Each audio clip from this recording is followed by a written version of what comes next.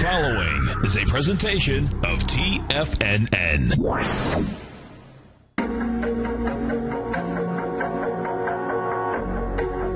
Live at TFNN, the Bull Bear Binary Option Hour. Brought to you by Nadex.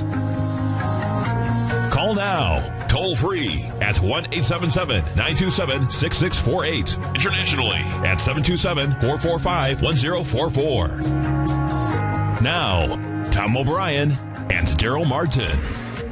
Welcome, folks. Daryl Martin, Tom O'Brien. We appreciate you growling and prowling out here with us. Right now, you get the Dow Industrials up 96. Nasdaq's up 24. You got the S&P's up 5.5. Gold's down 760. You have silver up 4 cents. The bond market, you get the 10-year off 9 ticks. The 30-year is off 14. And King Dollar, she's up 357 ticks, trading out at 85.66. And folks, if you haven't test drove the Nadex platform yet, well, hopefully you are all signed up for our virtual trading contest, which is going to start Sunday night. We're going to be giving away $10,000 in cash next week.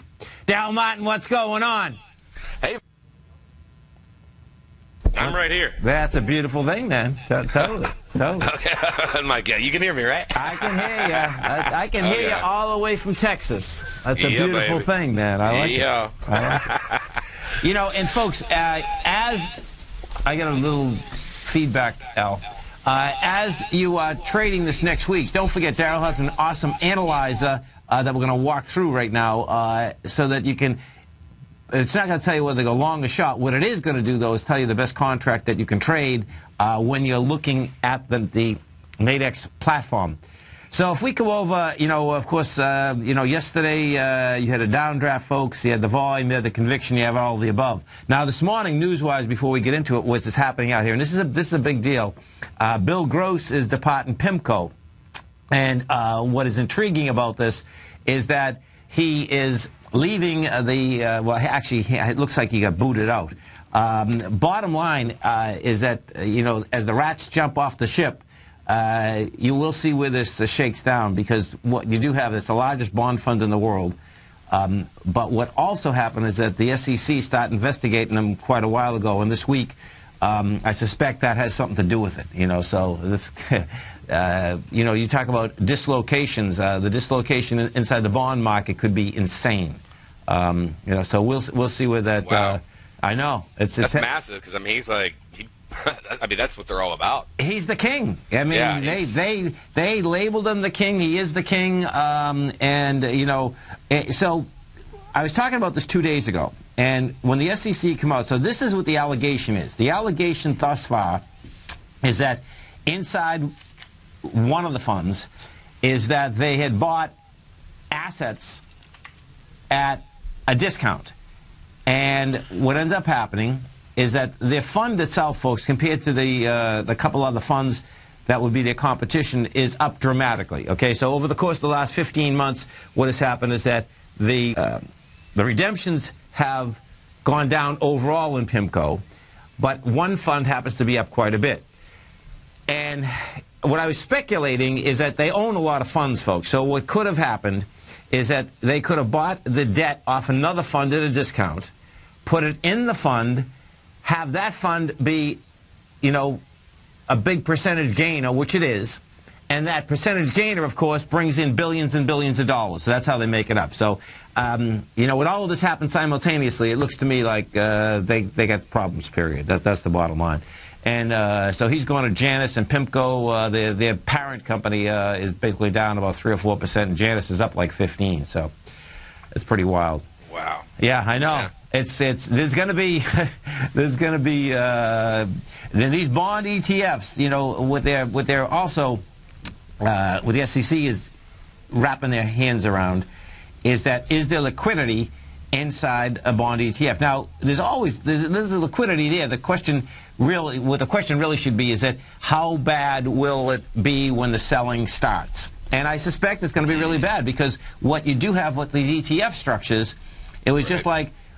The first ETF, folks, you know, out there was the SPY. Then the Qs came into existence and the IWMs.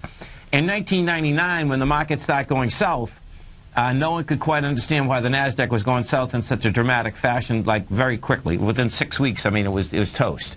That had to do with the first time that the QQQs are out there, because if the futures got sold or the QQQs got sold, guess what? Everything inside it had to get sold. Well, the same is going to be applicable inside the bond market. That's, you know, so the reality is that that's how it's shaken out. So, wow. I know. Oh, man, I'm telling you, it's you know, the doors are never big enough for people to get out, period. No matter what vehicle it is, too, by the way, folks.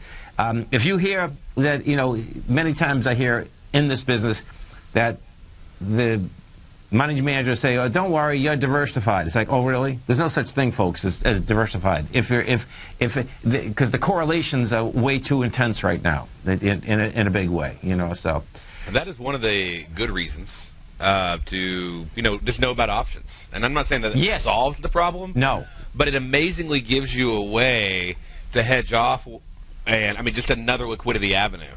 And I know one guy who was just he had a position. And it was doing well, but he could not get out of it. He was in a future contract. It was a less liquid future. Could not get out to save his life. And he's like, they won't let me out. Right. And I was like, that's go exactly in. What it is. They won't let you out. That's a great quote, man, because that's how it is, folks. When you're in and you can't get out, it's like, oh, my God. Right. Yeah. And so I'm like, well, they have puts. Just buy a put and exercise it. Right. Right. And he bought it, boom, and he was done. He was out. How it cost him some premium. Oh, yeah. But he wanted out now. And that they didn't have a choice when he exercised that put. No, because he had the right to sell at that price, and they had the obligation to sell it to him. So that is a beautiful thing about understanding those option markets when those weird things come up, and they'll actually take advantage of that. There's no doubt.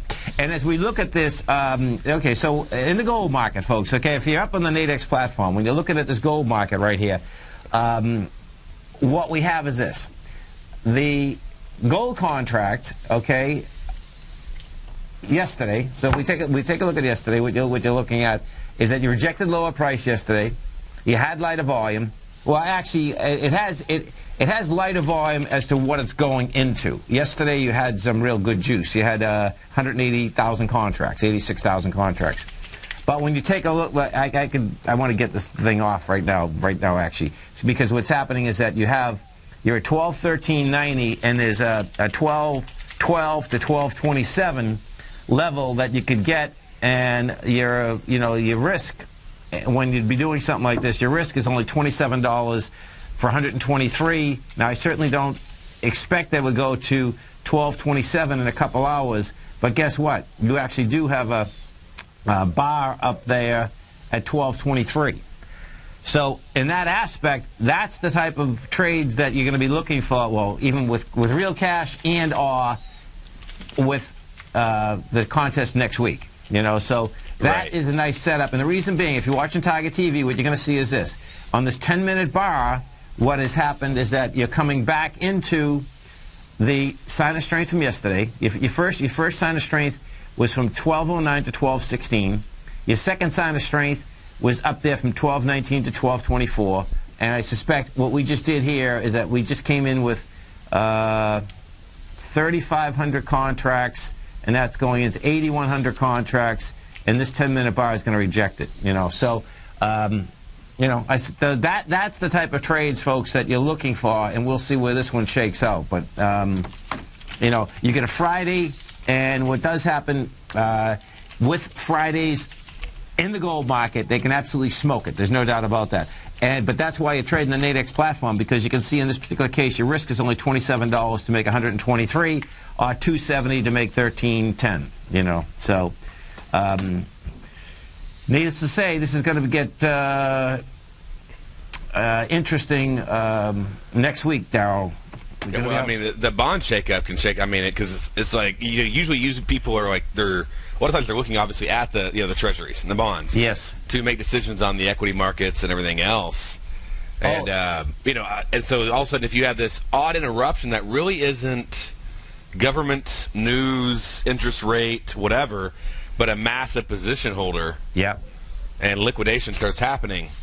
No, there's no doubt. It's just one of those. I mean, it's almost like a weird black swan event. I don't even know what you would do with it. No, what do you do with it? This, you pay attention to it, but I absolutely agree. No, I'm not kidding. Yeah. This is absolutely a type of black swan type of an event that comes out of nowhere that the last thing I think most people would expect, certainly, the way that Bill Gross has been over the course of years, I mean, this is the king getting dethroned, folks, and not in a good way. I mean, the reporting goes like this, okay?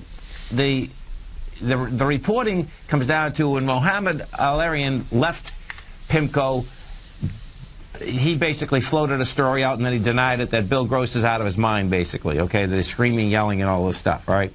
Well, David Faber this morning on CNBC basically said that there was many people inside PIMCO saying they were going to leave because Gross was out of control. That's what's out here right now.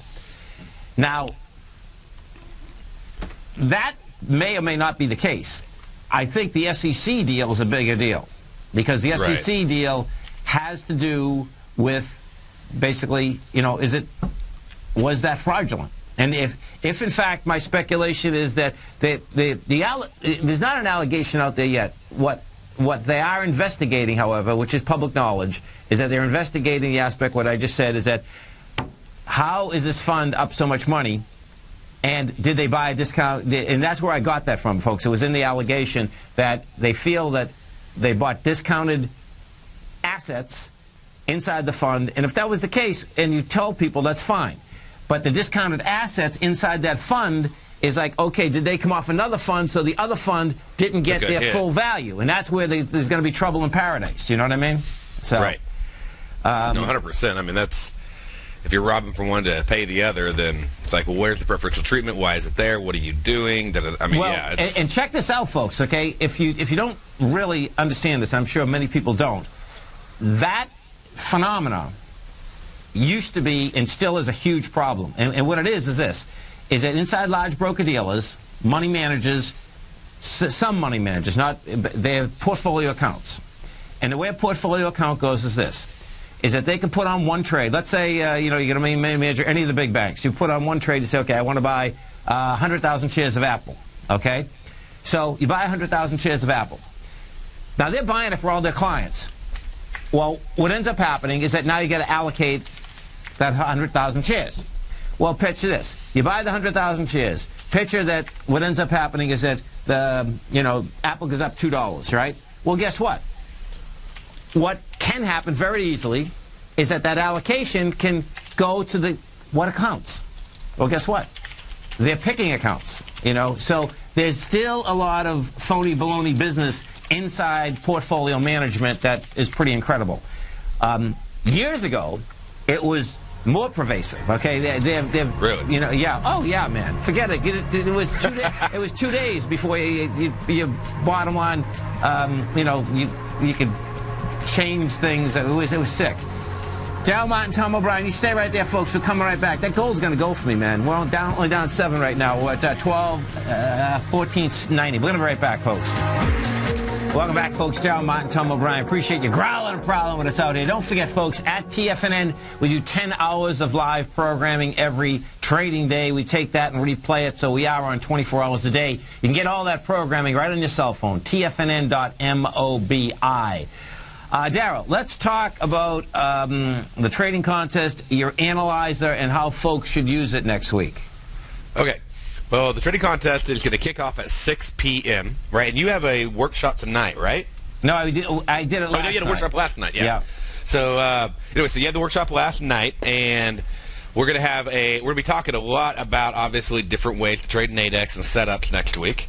And what does the diagnostic happen, folks, trading hour. And what does happen, and Daryl does an amazing job every day, folks, okay? But you can go right to the NADEX site, and there's plenty of videos on that site, too, over the weekend. And do it, folks, okay? Yeah, check their education tab out. They have a ton of stuff right there. Yeah. So, and also, we have the analyzer. You're talking about that. Yes. And when you log into the analyzer, there's a whole tutorial section as well. Okay? Yes. So it's going to give you step-by-step, talk about application, talk about strategies, talk about, the spread, talk about the binaries, and it has archives of my show, too, so you can catch up in case you were at work or whatever. We just get one quick, easy link if you're inside the scanner. And even, today's show will be broadcast right in here with the Bull Bear Binary Hour. Yep. And so you go in. First thing you want to do is you're going to want to click Demo, right? Because you're going to be trading on Demo for an ADEX. Next thing is your quantity size is limited to 10. Right. Okay? Per order.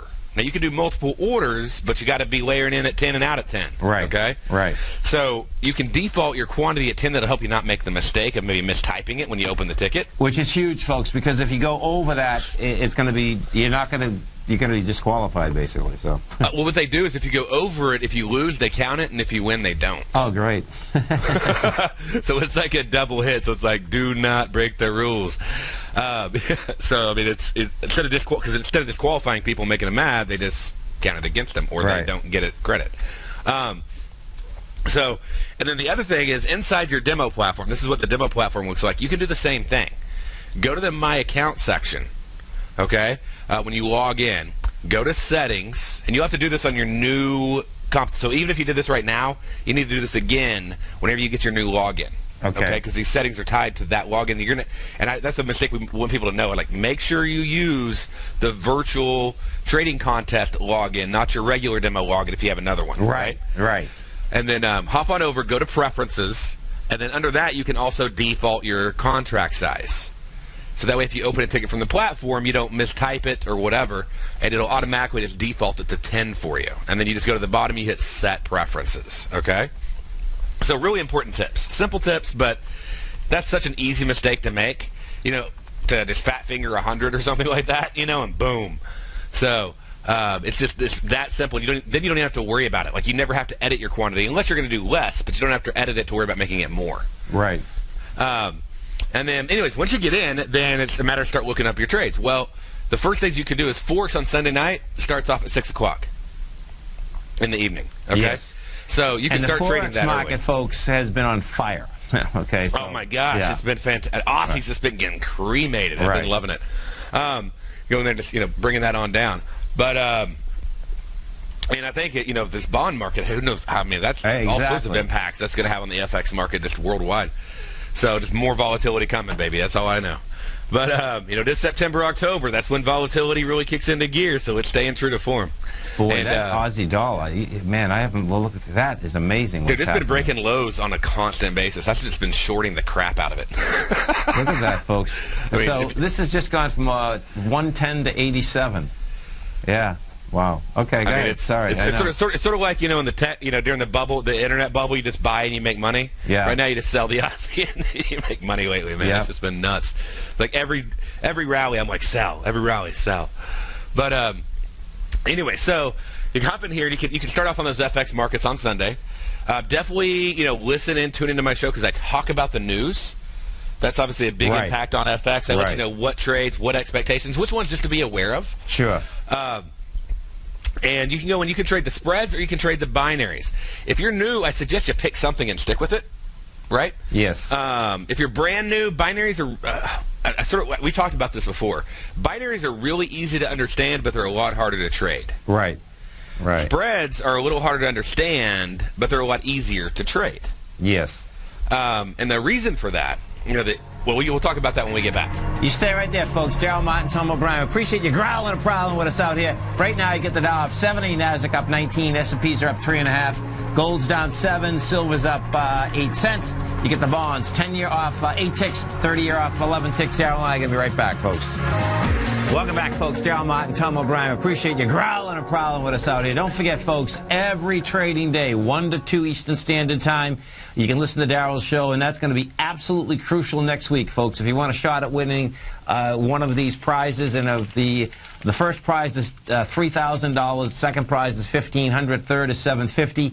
We have 2 at $500, and then 5 at $250, and then each trading day, folks, Monday through Friday, if you just trade, is going to be a random pick, and out of that random pick, there's going to be 5 separate $100 winners, and you can win more than once, too, by the way, folks, on that random pick. So, if you listen to Daryl, we're talking about his analyzer right now, and we're talking about what he sets up, because the bottom line is that inside the commodity market, inside the indices, and inside the currencies, there's plenty to trade out here, and the spreads have been getting tighter and tighter and tighter, which is just a beautiful thing, man. So. Oh, yeah. Well, I mean, the spreads on gold have been fantastic. They are, man. It's if you're trading the gold market out here, folks, in the futures, go over and check it out because it's about as intense as you can get. And specifically, so I get the contract up right now. If you take a look at this contract, the contract's been getting killed, okay? Bottom line is that if you're trading a contract, you're going to put $5,000 up, okay? The bottom line is that, guess what? You know, then you get $100 a point. Well, guess what? On the Nadex product, you're basically putting up, oh my God, you're putting up nothing. That's the bottom line, you know, because what you have inside that, so even if we look at the same thing, if I pull this back up here again, where is this? Okay.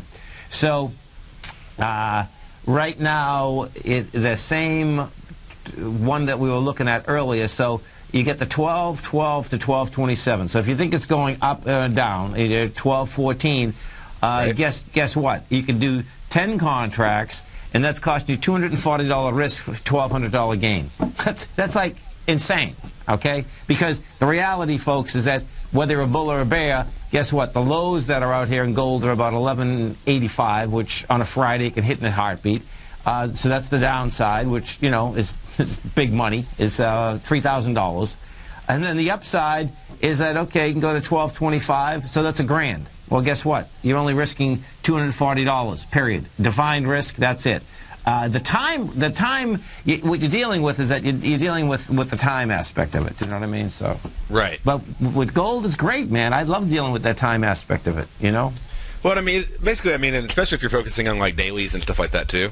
Yes, you know, exactly. Help. Exactly. So, I mean, then you're talking about close of pit, and most day traders, now I'm not saying they may not reopen positions afterwards, but most day traders, I mean, are obviously closing before the pit session because they don't want that big, massive margin increase. Especially on Friday. You get exactly, man. Exactly. You know, Friday, folks, is good, but it's dangerous in the gold market. Let's go all the way over to Thailand. Let's go to Mike in Thailand. Hey, Mike, what's going on? Hey, Tom. How are you? I'm doing great. You having a good day out there? No. Why not?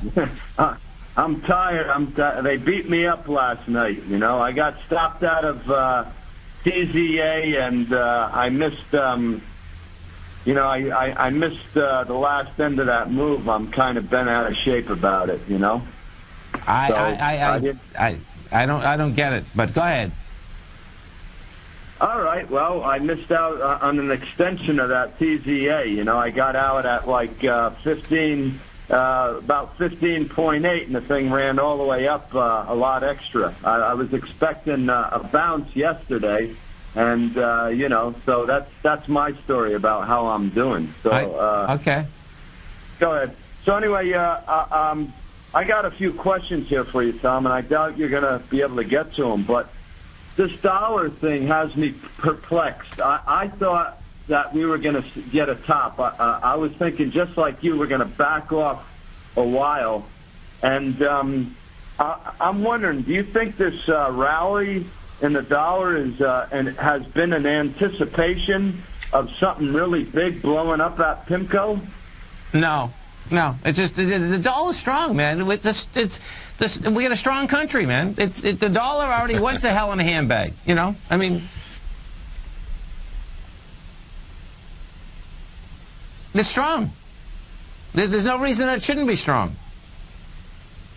You're sitting in Thailand, right? We lost him. The bottom line, folks, is that the dollar went from 121 down to 70. Bottom line, you're going all the way back up. And, you know, as one of Tiger said, it's relative to the rest of the world. And that's all that really matters, folks. Just you got to remember something. Money in general is all fake. Okay? So all that matters is what is the perception of it and what can you buy with it? And where are you? And what's the quality of life? Okay? And the quality of life around the rest of the world right now is a piece of junk. That's what it really comes down to. And, of course, you know, the amount of fear that continues to get sold is huge. And I'd tell you, don't believe it. That's the bottom line. So, and probably, you know, so. I mean, well, fear is, I mean, it's the easiest thing to sell. Well, we know that. You know, people come out there, I mean, you go to the doctor when you're sick, you don't want to go just to get a checkup, you know? Right. And fear makes people move, and so people use that as sales. But, I mean, it's no matter how bad the dollar is, the world's worse. I mean, that's really what's going on. And, you know? and in that context, okay, so my man Danny in the den saying the prettiest girl in prison, right? But folks, I don't buy that. And this is why, okay? This is why. that the aspect that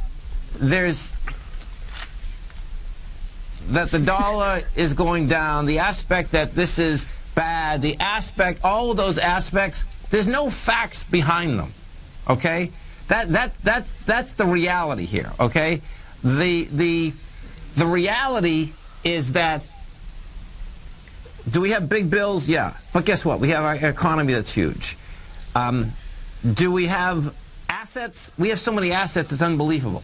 And all you have to do in this particular case is just look around and see how the rest of the world is living. We're so lucky that we, got born here. I don't even know how it works, okay? But the bottom line is that, so the rest of that is crap. The rest of that really has to do with the amount of propaganda that politicians play and people play on a continual basis, So, hey, we'll see where it goes, man. But the turn is already there, and the turn's been there for a long time too, by the way, so it's back to King Dollar, and that King Dollar, Mike's in Thailand, right? Thailand's a beautiful place, folks, but guess what? What's also happening in Thailand is that basically people want more, and they want freedom, and they want want to be able to basically live like we're living. They all want to live like we're living. That's the reality. So that should say quite a bit to all of us, So let's talk. So 6 o'clock at night we start with the currency forexes. The reality for most of us, right, Daryl, would be that indices start trading Monday morning, and that's where people should be gearing up for, right? Exactly. So gearing up for, Sunday, Monday, right. Yeah. Monday, 3 a.m. And we're all talking, by the way, Eastern time. Very important thing for everybody out there listening. Whenever time we're quoting these times, we're quoting Eastern time. Nadix quotes in Eastern time. And I don't live in the Eastern time zone, right? I'm right here in the, deep south here in Texas. Right. But I have my computer set at Eastern time just so I don't make mistakes. Yeah. You look at 3 p.m. expiration, you're like, oh, okay, and boom, all of a sudden it's an hour, I'm an hour off. So, but Eastern time. So, 3 a.m. Eastern time is when pretty much all the commodities and indices are going to kick in. Yes. Which means, like you said, most people 8 a.m. or, 7, whatever time they start, trading. And so they can go in, that's where they can start trading, any of the major indices or the commodities. There's been some great moves in, oil lately. Oh, yeah. And that's fantastic moves. And that's a beauty to trade on the Nadix platform also. I meant, folks, so watch this correlation too, and it's the same type of deal. Oil, which is amazing. Okay, it's our lifeblood, but the thing that's crazy is that oil will trade in $1 or $2 increments, which is like insanity. It's monster bread, man. So, and the larger, grabbing 50 cents or $1. Yeah, nothing. I mean, it's easy. Yeah, and in the sense of the move, it's not like I'm sitting there waiting for a day for that thing to move. So which is important for those out there that have, part-time trading schedules. Absolutely, right? Yes. So, and oil has a decent predictability to it. I know nothing's just perfect, but right. Like natural gas is, on crack. Yeah, exactly. And but oil actually, it has some decent moves, and when it goes fast. And so you don't have to wait all day to get that 50-cent pop, which can be more than enough for a nice solid trade. Yeah. And what you have, looking at oil, to me, it's on a long-term trend down. So if, in fact, that's what's going on, if you can get the longer trends right, folks, the shorter trends make you a genius. That's what it really comes down to. You know what I mean? Right. Yeah. Well, I mean, and I think that's an important thing. I talk about Aussie Dollar, right? Yes. So you're like, okay, Aussie Dollar, obviously in a downtrend. I mean, just open a chart, boom, it's there. I mean, you had it up earlier there. Yes. So now that the shorter chart, now it's like now that you know the longer term, the medium term, now you hop in, and that's where the Nadex is going to come in. Yes. So it is important. I think people miss out on this when they day trade. So a lot of times they get a little lazy. We all get that point. Sometimes they forget to back up to like weeklies and daily charts. Right. Right. And to see that trend and then go, you know what? I mean, obviously I want to go with the trend. Even in intraday, doesn't mean you can't fade it, and it doesn't mean I don't fade it sometimes. But selling on those rallies, buying on those dips whenever you're in, but you don't just sell the rally by the dip. You do it with the trend. You do, man. You do. And so when you're selling the rally in a downtrend. You're not selling the rally in an uptrend. Right. And people on an intraday basis forget that. And I think that's an important aspect to think about. What is the overall trend? How can I go with that trend, but wait for it to pop up a little bit? That's what you're doing whenever you do like your Tiger Gartleys, right? Yeah, no, and you got your 618, you got your magnets, no, it's and crucial, everything. Man. Yeah. So you're looking at the overall trend, then you're looking at your Fibonacci levels, you're finding your 618, you're going in, you're looking for magnet pricing, but you go, okay, this is with the trend, this is at my magnets, this is all that stuff. And you put the whole plan together. You trade your plan, plan your trade your plan. You put it together, and you trade with that trend, but on the dips when all the other stuff lines up. Yes. And, when you're looking at this Aussie dollar, which is amazing, this thing, we're at 8,774. You break 8,666, folks, and you're going to be down to like 8,067 in a heartbeat, which is just insane, because you're already inside of where this started cracking in 2008, which is just pretty amazing. Let's go back to Mike in Thailand. Hey, Mike, what's happening, brother? Hey, Tom, thank I got you. With my bad... Can you hear me now? It's like you're in a tunnel, but we'll get by it, man. I think he's in a hookah room. You there? We lost him. Hookah room. Okay, sorry, folks. So market-wise out here, folks, it's going to get interesting because what you have, even if we take a look at this S&P. So yesterday, the S&P couldn't get out of its way. The thing that you want to wrap your head around a little here is this. The benchmark, and we talk about a long term, the benchmark for this ESZ4. Okay, so the benchmark in the S&Ps, and I'm talking about February 5th, is down at 1760 or something, folks. And right now we're at 1962. So yeah, we're off the highs a bit, but this to me is just starting. And where I'm going with this, if you want to see, just ExxonMobil is basically leading the way. And, ExxonMobil hasn't hit that February 5th level yet, but guess what? You're getting real close, man. ExxonMobil right here, if I put this, there she is right here. Your February 5th level, the high of the low on February 5th, the week is 92.31. We've hit 93.80. Now, what I've found over the course of years is that you're going to have one sector get down to those levels before other sectors. There's already some sectors that are already taking that out. But ExxonMobil is absolutely important in the context that, okay, if ExxonMobil's going down there, guess what? The roll is on, and your probability gets higher that the indices are also going to go down there. And when we're talking about, let me put this up. So if I do, there it is. Okay. So if we take a look at that February level, even the high of the low is 1798, which is 173 points down. The low is 1737. So it's like, man, oh man, that's pretty intense. There's no doubt about that, man, because that would be a shocker, right, Darryl? Oh, completely. Yeah. So, all right. So, what do we got left on the day? Have we burned our steam out in the market quite a bit, or you think we got some decent moves left? Here, no, I think it's going to be sideways. See, yeah. What you had yesterday is that you had a huge amount of energy, you had the expansion of volume. This is right now you're building up a little cause. Do you know what I mean? For lower price. So, I don't like if we go with the SPY and we look at the SPY. What you have with the SPY. Just a sideways move, no juice. I can make the argument here that the SPY, you 33 million shares. Yesterday, you come down with 150 million. This is setting up another ABC structure on the way down to go after this 190.55. You stay right there, folks. Darryl Martin, Tomo Brown. We appreciate you growling and prowling with us. We're going to be coming right back. The Dow right now is up 68, Nasdaq up 13, S&P's up $1.50. Gold's down 710. We're going to be right back. Welcome back, folks. Darryl Martin, Tomo Bryan. Appreciate you growling and prowling with us out here. Right now, you get the Dow up 61. Nasdaq is up 12. S&P's are flat. And we have gold down 620. We got a question in the den. It's moving on up, by the way. Yeah, we got a question in the den. That's, where do you see gold? I see it higher, folks. I like what it's done, and I like how it's been testing. What gets interesting about gold is that this is the last day. Let me pull this up for you because for all you gold bugs out here, the people that want to be in this business, this is important to understand.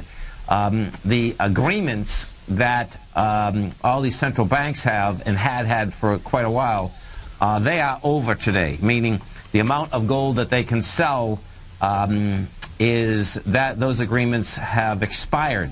Now, inside those agreements, and by the way, this used to be a huge problem when gold did go from the $800 value down to $252. But what is happening? Yeah, tell us about it. I don't even know about that. Okay, so here it is. Okay, European central banks sold 6.8 metric tons of gold by September 1st in the final 12 months of a 5-year accord that ends today, unloading just 1.7% of the metal allowed in the agreement to limit sales. So what had happened is that because gold went down so dramatically, right, all these big central banks had made an agreement about how much they could sell. The ironic part about it is that the Bank of England sold almost, not all the gold, but they sold the majority of it, and that was Gordon Brown, folks, who's still around, which is a mind blower. He sold it at $252, which is just unbelievable.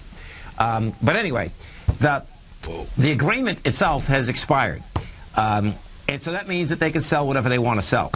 The important thing that I think you can get out of this here is that the fact of the matter is that they could have been selling gold as much as they want, and inside the agreement, they only sold 1.7% of the metal that was allowed inside the agreement. You know, the total in the period compares to 5.1 tons in the whole of the previous year and 400 tons allowed annually since 2009, according to the World Gold Council. Nations made a fourth gold agreement in May without a limit on sales. The European Central Bank and 20 others said they didn't have any plans to dispose of any significant amounts of the metal. You know, what has happened, folks, is that inside the gold market, the central banks, they have never, well, I can't say never, but each and every time it seems like they're always buying at highs and selling at lows, which is just a total mind blower. I guess it's because it's someone else's money. But if we look at this gold contract, okay, so I put the continuous one up, and this goes to Thailand. Our own gold. We don't buy gold, folks. We own, I think, just about the most gold in the world, and they don't trade it. It's always kind of the same. But what has happened is on the run up, you know, 2008, 9, 10, 11, there was central banks all over the place buying gold at 14, 15, 1600, where they weren't buying it at 5 or 600. You know, so it's kind of wild, you know, how that whole thing shakes out. It is important, though. What does happen if the central banks go in and basically blow out a huge amount of gold, it makes a difference. You know, in this particular case, I suspect most central banks. Well, we'll see. They should know that gold out of the ground is about $11.79, $11.80, and it gets more expensive every day. You know, so it's okay. We're at $12.15. You know, if you're going to take a shot and you want to own gold, this is the place to own it. That's really what it comes down to. Exactly. You stay right there, and you stay right there, folks. You get Basil Chapman coming up next. Nico and Paige are going to keep you healthy and happy. Daryl, it's crucially listening to Daryl, folks. You want to make some money. Bottom line, you listen to him. Daryl, thank you so much, man. You have a great one, safe one. Look forward to the show in a few hours. Awesome. Thank you. See you soon. Okay, man. Coming right back. Man. Stay right there, folks.